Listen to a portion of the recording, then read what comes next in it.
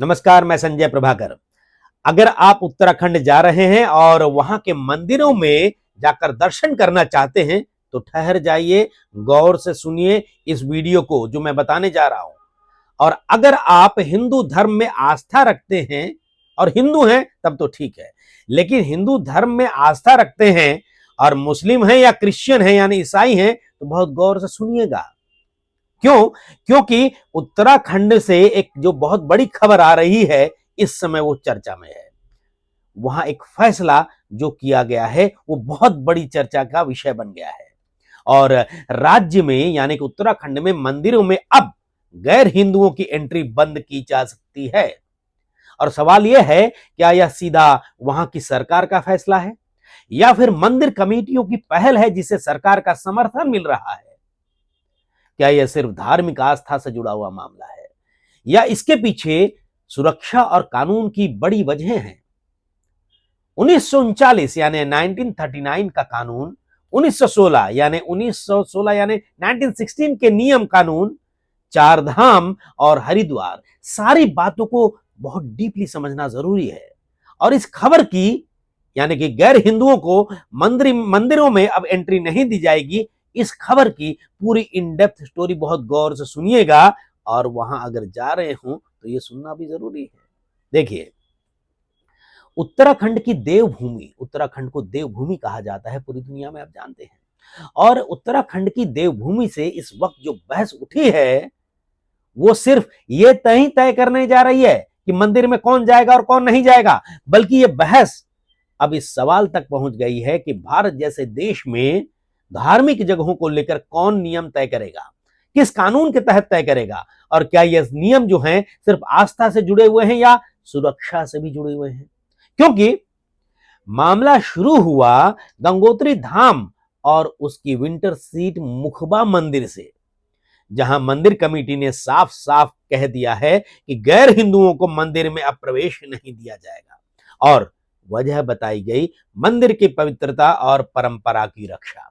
इसके बाद यही मुद्दा बद्रीनाथ धाम, केदारनाथ धाम मंदिर कमेटी तक पहुंचा, जहां यह चर्चा शुरू हुई कि क्या बद्रीनाथ धाम और केदारनाथ धाम जैसे बड़े तीर्थों में भी गैर हिंदुओं की एंट्री पर रोक या कोई सख्त नियम बनाया जाना चाहिए या नहीं। और यहीं पर एक बहुत जरूरी बात बिल्कुल साफ साफ समझनी होगी हमें, क्योंकि इसी जगह सबसे ज्यादा भ्रम लोगों में आ रहा है।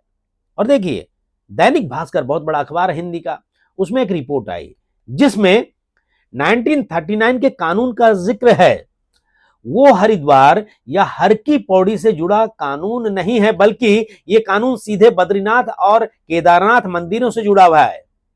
असल में बद्रीनाथ और केदारनाथ कोई निजी ट्रस्ट वाले मंदिर नहीं है, इन्हें चलाने वाली कमेटी एक कानून के तहत बनी है और उस कानून का नाम है श्री बद्रीनाथ एवं श्री केदारनाथ मंदिर अधिनियम 1939। यानी बद्री केदार से जुड़ा कोई भी फैसला किसी व्यक्ति या समूह की निजी मर्जी से नहीं लिया जा सकता, बल्कि कानून के दायरे में ही लिया जाएगा। इसलिए जब बद्रीनाथ केदारनाथ मंदिर कमेटी गैर हिंदुओं की एंट्री को लेकर नियम बनाने की बात करती है तो उसका कानूनी आधार यही 1939 वाला कानून बताया जा रहा है इस समय। आगे जो बताने जा रहा हूं गौर से सुनिएगा। और हां, आपसे गुजारिश है दोस्तों कि अगर आपने अभी तक मेरे इस चैनल को सब्सक्राइब नहीं किया है तो तुरंत सब्सक्राइब कीजिए और मेरा भी हौसला अफजाई कीजिए। आपको नई नई खबरों पर जो है मैं एनालिटिकल रिपोर्ट सामने देता रहता हूं और देता रहूंगा। बहरहाल, आइए आते हैं मुद्दे पर। तो अब जो है इसी के साथ यह भी उतना जरूरी है कि हरिद्वार और हर की पौड़ी वाला मामला इससे बिल्कुल अलग बताया जा रहा है। वहां 1939 वाला कानून लागू नहीं होता है। वहां जिन बोर्डों और दावों की बात की जा रही है, चर्चा में है, वो 1916 के पुराने नगरपालिका नियमों के आधार पर बताए जा रहे हैं। यानी आसान भाषा में कहें तो उत्तराखंड में इस वक्त दो अलग अलग जगहों पर दो अलग अलग पुराने कानूनों का हवाला देकर एक जैसी बातें कही जा रही हैं। और अगर फर्क जो है, इस फर्क को नहीं समझाया गया और हम नहीं समझे तो आम आदमी यही समझेगा कि पूरे राज्य में एक ही कानून से मंदिरों में एंट्री बैन हो रही है, जबकि सच्चाई यह नहीं है।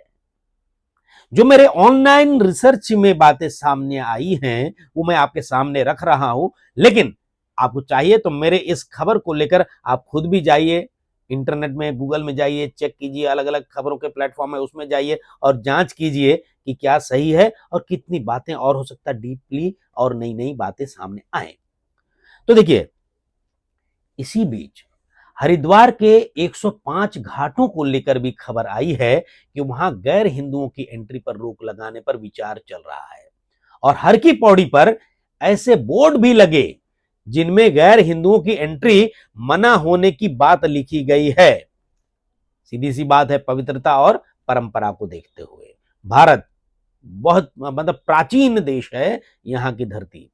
और खैर देखिए, हालांकि जिला प्रशासन ने साफ साफ कहा है कि कोई नया सरकारी आदेश अभी नहीं है, लेकिन इन सारी घटनाओं को जोड़कर देखें तो साफ दिखता है कि उत्तराखंड में धार्मिक जगहों को लेकर अब यह सवाल खुलकर सामने आ गया है कि कौन श्रद्धालु है और कौन सिर्फ घूमने गया है। घूमने सिर्फ गया है, उसको कोई श्रद्धा नहीं है, ऐसे भी बहुत लोग जाते हैं। अब यहां एक और जरूरी बात समझना जरूरी है कि उत्तराखंड के ज्यादातर बड़े मंदिर सरकार या सरकार से जुड़ी कमेटियों के तहत चलते हैं, यानी यहां फैसला सिर्फ किसी पुजारी या निजी ट्रस्ट का नहीं बल्कि राज्य सरकार की जिम्मेदारी के साथ जुड़ा हुआ होता है। और जैसे ही सरकार बीच में आती है वैसे ही संविधान भी बीच में आ जाता है। भारत का संविधान लाजिमी है। अब यहां पर एक जरूरी संतुलन वाली बात यह भी समझनी होगी हमें, क्योंकि इस पूरी बहस को सिर्फ रोक टोक के नजरिए से देखना भी सही नहीं होगा कि भाई बैन कर दिया, इस नजरिए से देखना सही नहीं होगा।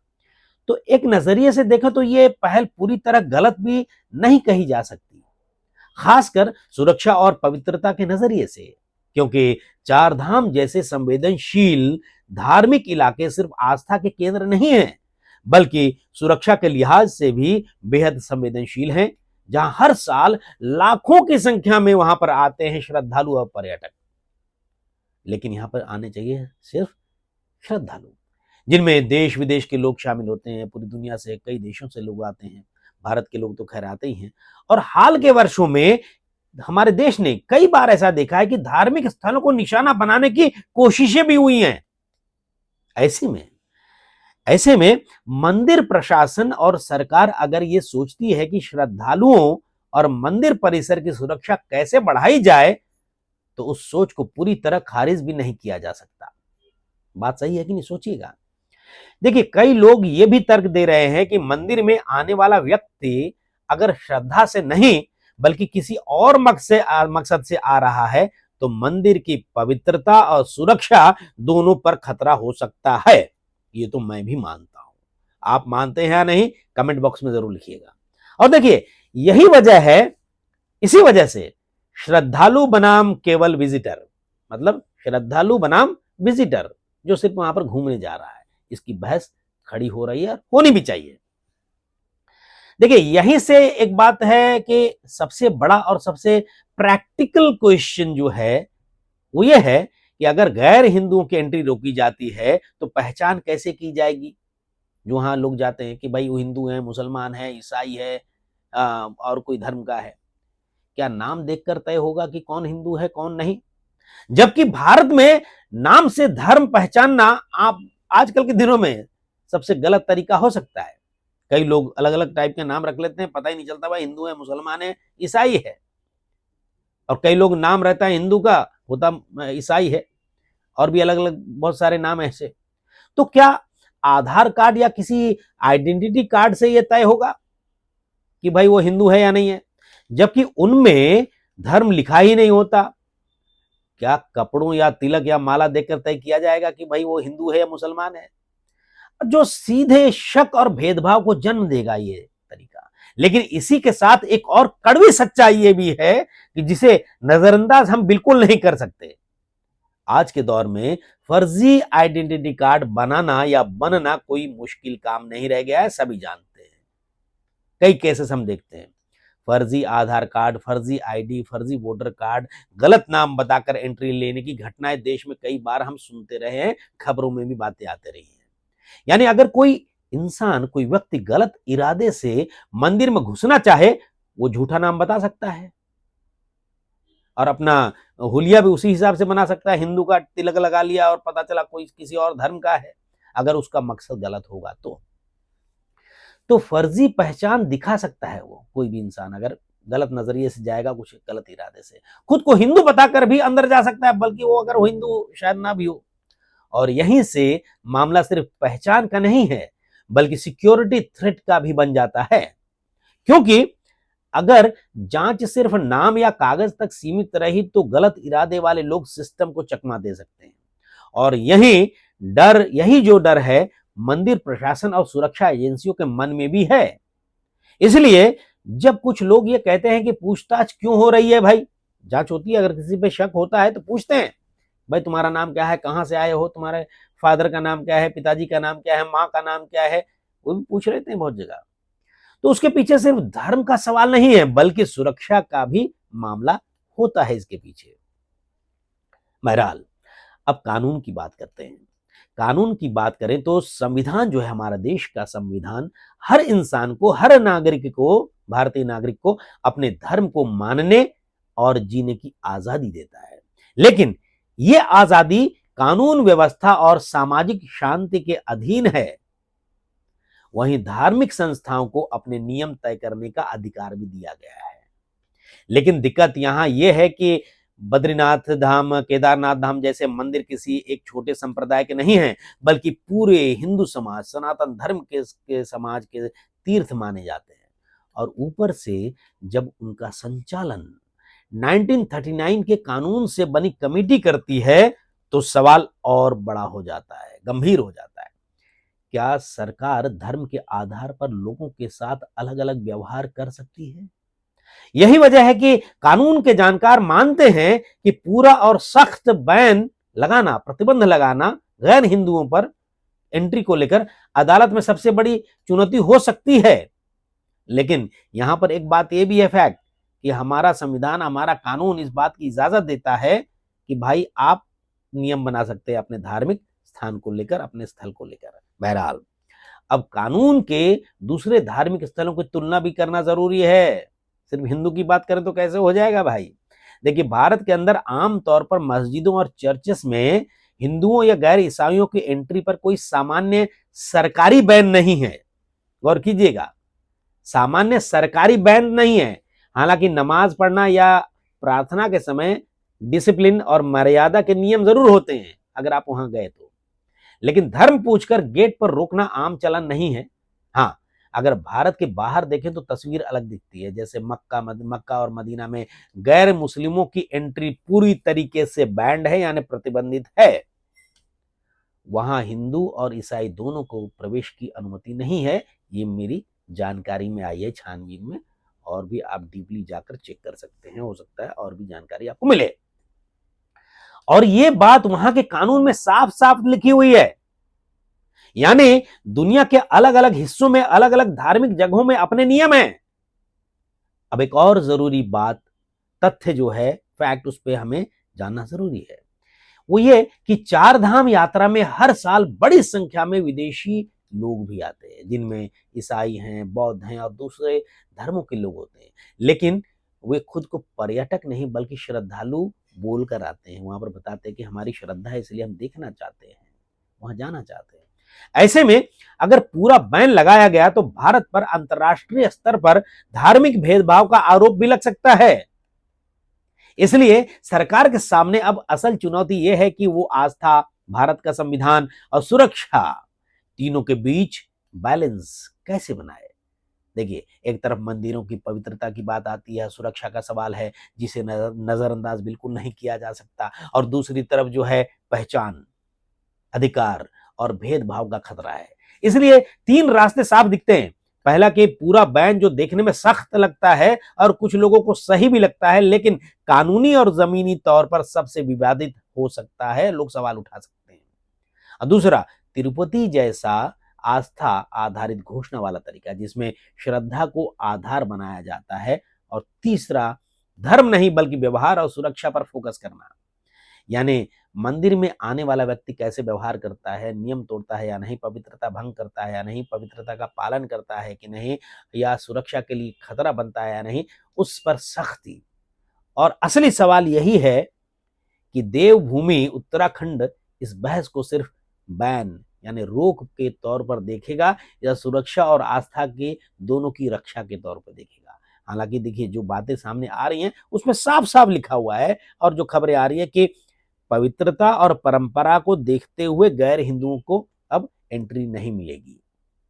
तो इस पर जो है फाइनल डिसीजन सरकार की तरफ से सामने आ ही सकता है। तो आस्था और रक्षा सुरक्षा के तौर पर सोचना जरूरी है, क्योंकि अगर 1916 के नगर नियम और 1939 के मंदिर कानून को सही तरीके से संभल कर समझते हुए बैलेंस के साथ लागू नहीं किया गया तो यह मुद्दा समाधान से ज्यादा एक बहस वाला मामला बन जाएगा। विवाद हो सकता है, टकराव पैदा हो सकते हैं और पूरे देश में एक नई बहस को जन्म दिया जा सकता है इस मामले को। लेकिन अगर देखा जाए गौर से तो बहुत सारे मस्जिदों में सीधे आप घुस नहीं सकते हैं, और वहां पर देखिए नियम का पालन करना पड़ता है उनका भी। और बहुत सारे जो हैं चर्च हैं जहां पर उनके नियम का पालन करना है तभी जाके आपको एंट्री मिलेगी। तो मंदिरों में अगर पवित्रता की बात आती है और साथ में परंपरा को देखते हुए अगर बैन लगाया जाता है गैर हिंदुओं पर, तो मुझे लगता है सही होगा। आपको क्या लगता है जरूर बताइएगा। और वहीं पर दूसरी तरफ एक बात यह भी बात है कि पूरे दुनिया भर से यहां पर लोग आते हैं, देवभूमि का दर्शन करते हैं, घूमते फिरते हैं, और दुनिया भर के लोग जाते हैं। उसमें अलग अलग धर्मों के लोग होते हैं, वो मंदिरों में को देखते हैं, बहुत करीब से देखते हैं, स्कल्पचर्स देखते हैं, वहाँ के शिल्प देखते हैं और फोटोज लेते हैं और अपने देशों में जाकर बताते हैं। इससे हमारा पर्यटन जो उद्योग है वो काफी बढ़ता है।